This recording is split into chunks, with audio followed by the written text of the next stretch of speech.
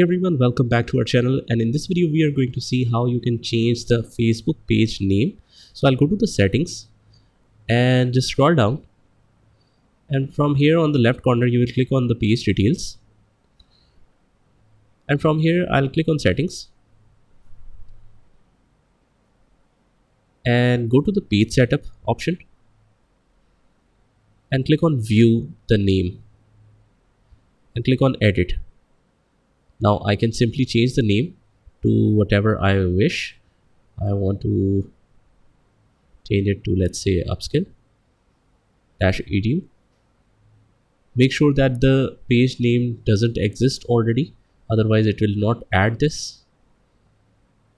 It will ask you for the password. Just give the password and click on request change.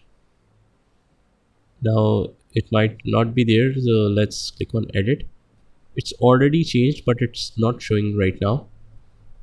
Let's go to the page and actually see if the page name has changed or not from Lahore Coworking to upskill-edu. Let's check. So now we can see that the name has changed. So this is how you do it.